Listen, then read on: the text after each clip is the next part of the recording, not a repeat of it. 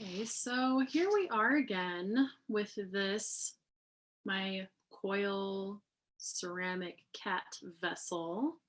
And I have pretty much finished smoothing out the surface and really refining and smoothing the surface of my piece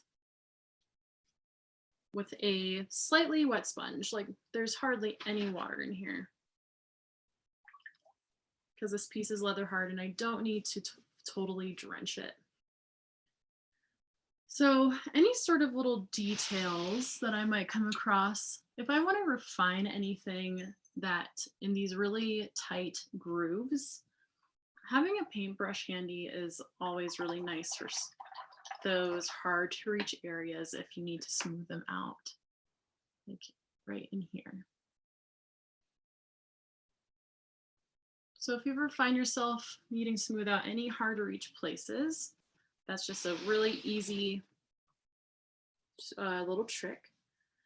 And then I want to show you a little bit about how to paint with slip. So I have my B-Mix clay, and I also have this clay called Santa Fe Red. It's a red clay. I made some slip in this old jar. I've just been mashing it with this old fork. And I have my paintbrush. I have my sponge in case I mess up.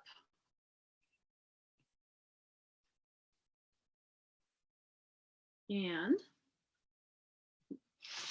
pretty straightforward concept of painting with slip.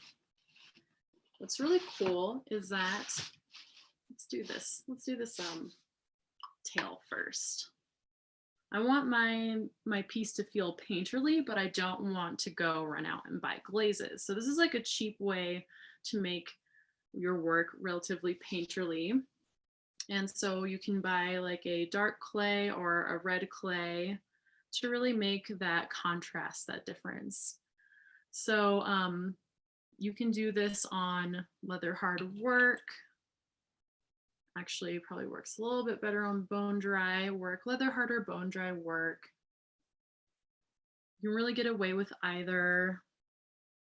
The thing about bone dry work is that adding slip will re-wet your clay. So that's something to be mindful of if you feel like there's a lot of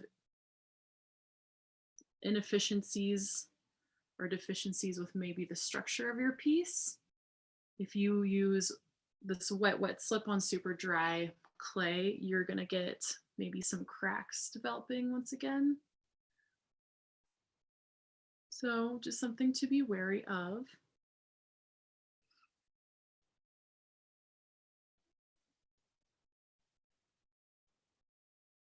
And what's really nice is that if I don't like something, I can just let it dry and I can use my sponge to erase.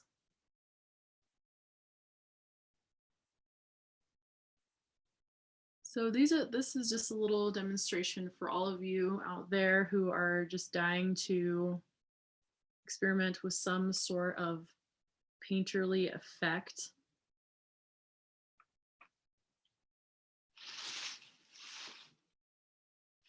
And it can really bring out the character of a piece as well.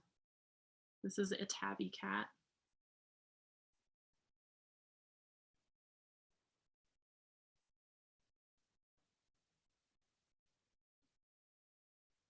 So not only can I just do this sort of embellishments with the different colored clay, but I can also do details as well. So I might actually have to turn this just a little bit.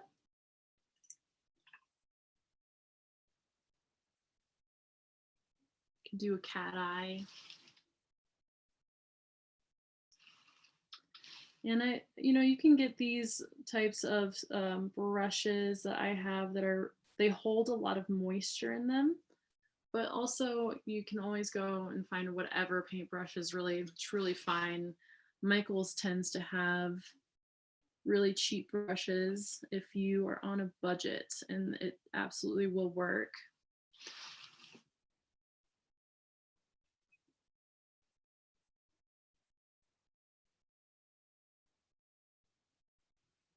And yeah, so if we're not going to really worry so much about glazes now, this is also a really good way to start practicing controlling the angles of your hand and the brush on a surface that isn't flat normally, that you might be used to, like drawing or painting on a canvas or a canvas board or piece of paper.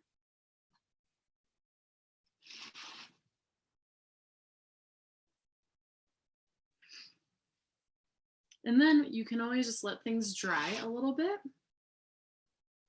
And then you can make it even doubly interesting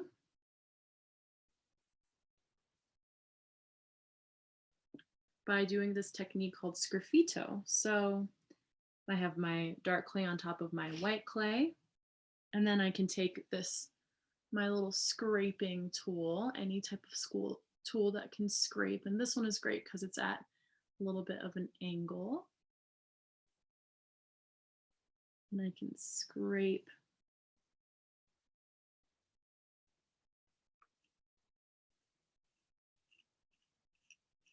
textures.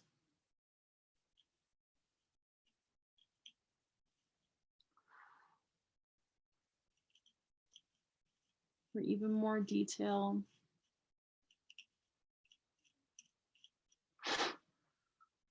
And give my work even more dimension.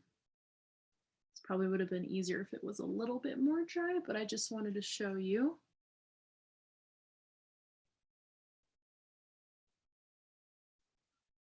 How much fun you can have.